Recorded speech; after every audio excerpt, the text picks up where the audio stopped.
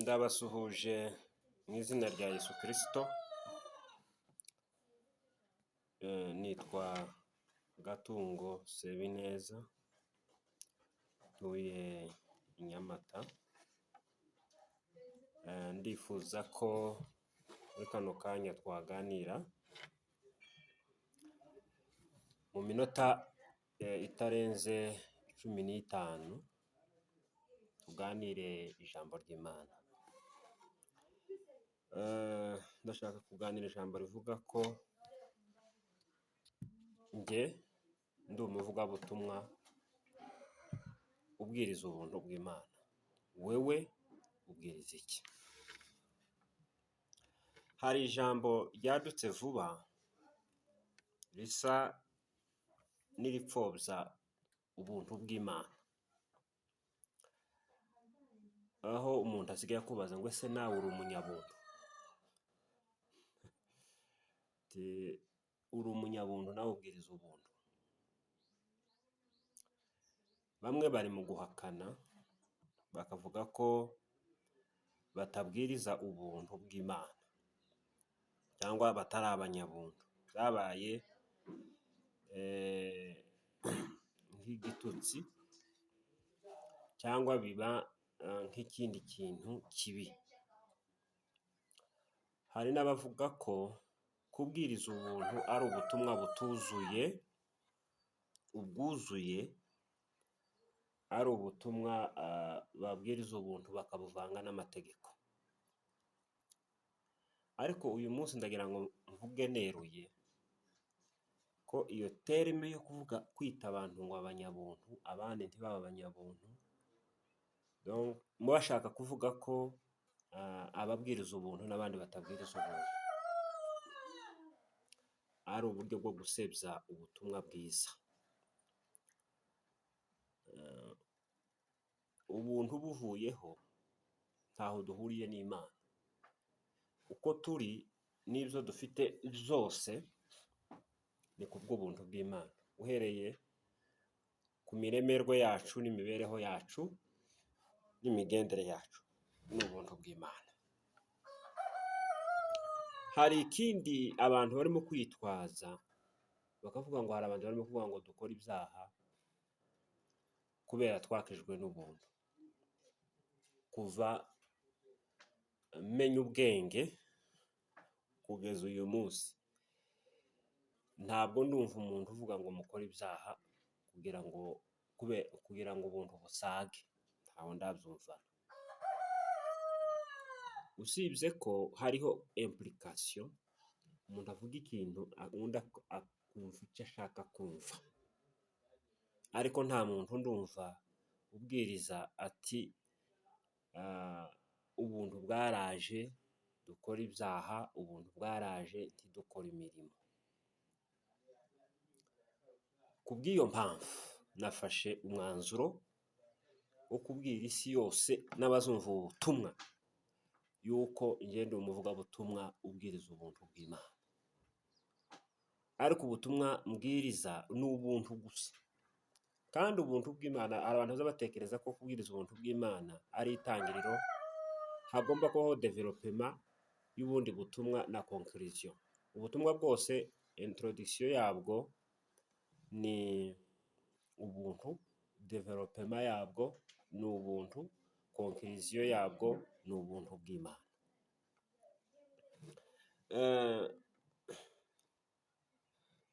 Ubu nyine kubwira umuntu ngo uri umunyabuntu byabaye nk'igitutsi. Igitutsi bene iki kidini ni nko kubwira ngo usenga abamarayika cyangwa usenga abakurambere cyangwa nyabingi. Ariko ubuntu bw'Imana buragahoraho. Niyo soko y'agakiza, niyo soko y'umwuka, niyo soko yo gukura mu mwuka, niyo soko y'ijuru, niyo soko y'ubwiza bw'Imana muri twe. Dushingiye ku cyanditswe dusoma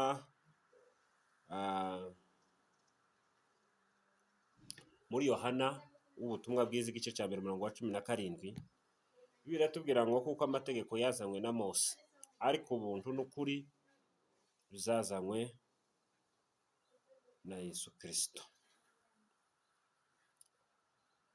Yesu aza mu isi nta mategeko yazanye ubuntu. Ku murongo usubiye haruguru ku murongo wa 16 Bibiliya yavuga ngo kandi izuzuye akaba ari byo twahaweho twese, ni ubuntu bukurikira ubundi.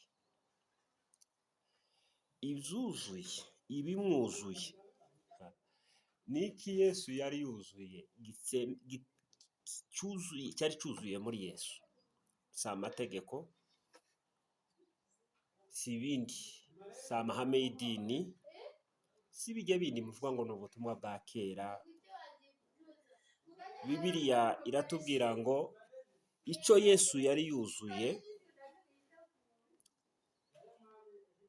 nicyo yaduhaye, ni ubuntu bwari bugeretse ku bundi, nicyo Yesu yaduhaye. Yesu niwe wari uhebuje mu bantu bose babayeho b'abavugabutumwa, ndetse n'abandi bose bagomba kuba icyitegererezo kuri Yesu. Hakaba n'intumwa Pawulo nta kindi yabwirizaga uretse ubutumwa bw'ubuntu bwa Kristo. Nibwo bwatumye aba indashikirwa, aba umuntu w'Imana uhebuje. Rero iyo dusomye mu butumwa bwiza, turebye ubutumwa bwiza Pawulo yabwirizaga mu byakozwe n'intumwa, igice cya 20 umurongo wa 24, Bibiliya ijya ivuga ngo sinita ku bugingo bwanje ngo nibwire ko ari ubw'agaciro kuri nje, kuko nkwiriye kurangiza urugendo rwanje n'umurimo nahawe n'Umwami Yesu wo guhamya ubutumwa bwiza bw'ubuntu bw'Imana. Umurimo wa Pawulo, urugendo rwa Pawulo, imirimo ya Pawulo yari ishingiye ku buntu bw'Imana. Urugendo rwe n'umurimo we ni uguhamya Yesu, ni uguhamya ubutumwa bwiza bw'ubuntu bw'Imana. Nta bundi butumwa bubaho usibye ubutumwa bw'ubuntu bw'Imana. Nibwo Yesu yaje yuzuye. Rero ndashaka kukubwira ngo twakijijwe n'ubuntu, isoko y'agakiza ni ubuntu, isoko yo kwizera ni ubuntu, isoko y'ibyiringiro ni ubuntu, isoko y'ijuru ni ubuntu, isoko yo gukura mu mwuka ni ubuntu, isoko yo guhabwa umwuka ni ubuntu, isoko y'ubwiza bw'Imana dutegereje ni ubuntu, isoko y'umurimo twahawe ni ubuntu, isoko yo kuba pasitori ni ubuntu, isoko yo kuba intumwa ni ubuntu, isoko yo kuba umwarimu ni ubuntu, isoko yo kuba umuhanuzi ni ubuntu, isoko y'impano ufite ni ubuntu, isoko y'umurimo wahawe ni ubuntu bw'Imana. Nta kintu na kimwe ufite kidakomoka mu buntu bw'Imana. Wakwirata iki? Pawulo yaravuze ngo ntacyo dufite tutahawe, turirata iki? Yaravuze ngo no kuba mumfite mw'Abakorinto ni ubuntu, no kuba mwarahawe Petero ni ubuntu, no kuba mwarahawe Apolo ni ubuntu. Murirata iki? Muri kamere y'umuntu buri gihe mu mitekerereze ye ashaka kugira icyo yitirirwa, nicyo cy'ishisi. Umuntu wese arashaka icyo yitirirwa kugira ngo yihimbaze. Niyo mpamvu abantu barimo kurwanya ubuntu bw'Imana, kuko bashaka kugira ibyo bitirirwa.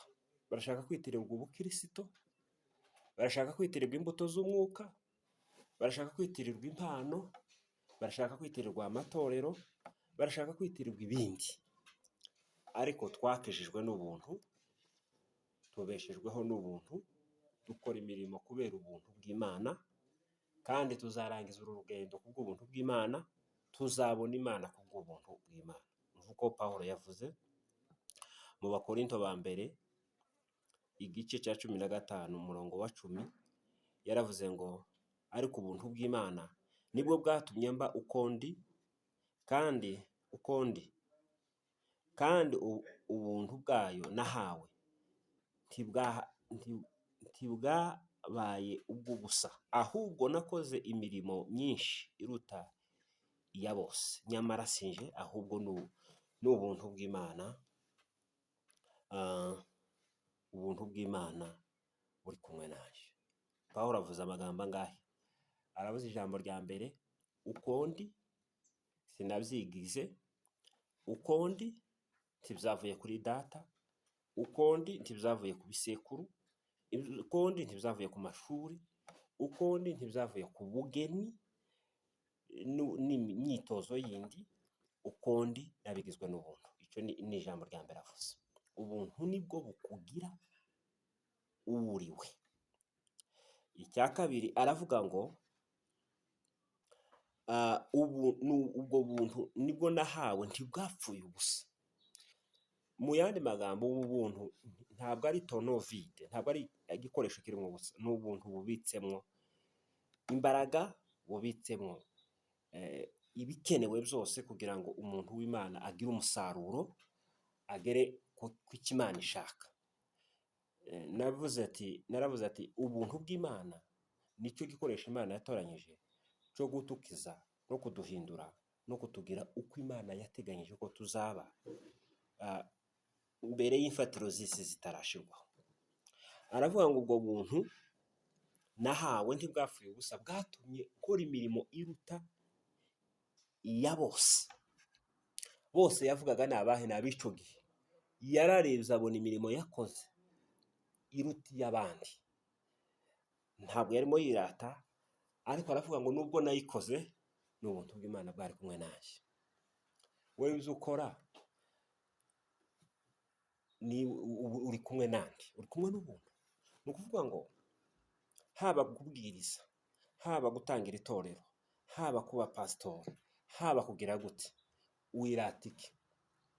Pawulo yirase ubuntu bw'Imana, ntiyirase itorero rye, ntiyirase ikindi kintu icyo ari cyo cyose, yirase ubuntu bw'Imana. Bene data, twakijijwe n'ubuntu binyuze mu kwizera. Mbabwire, umuntu wese urwanya ubuntu bw'Imana ni indyarya.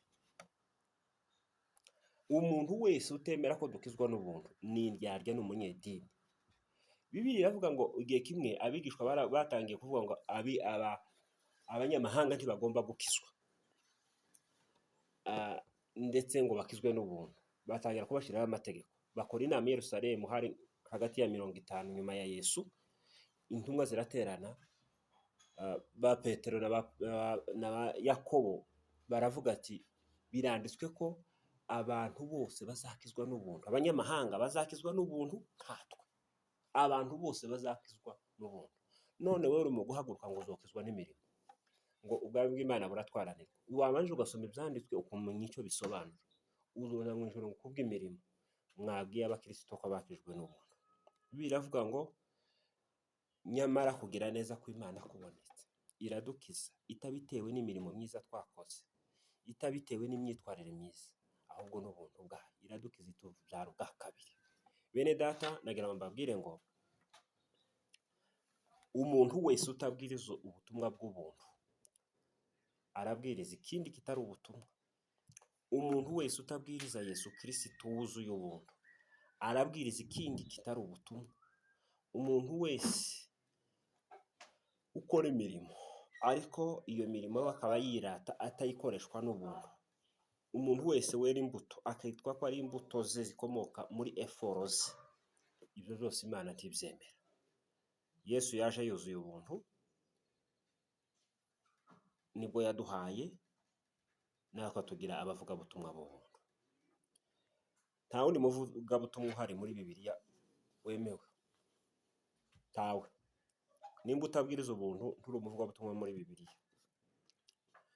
Nimba ubwiriza amatiku n'ibindi byose nturi umuvugabutumwa muri Bibiliya. Nta bundi butumwa usibye Yesu, kandi Yesu yaje yuzuye ubuntu. ugire amahoro y'Imana. Wewe ubwiriza ubuntu, ndagushishikariza gukomeza kubwiriza ubwo butumwa, ntugire n'isoni, ntugire n'ipfunwe, kuko nta bundi butumwa buhari, kandi nta kindi kidukiza, nta kindi kiduhuza n'Imana, nta kindi kizatujana mu ijuru, nta kindi kitubeshejeho, nta kindi kiduhindura, nta kindi kitugize usibye ubuntu bw'Imana. Amahoro y'Imana abane nawe. Amen.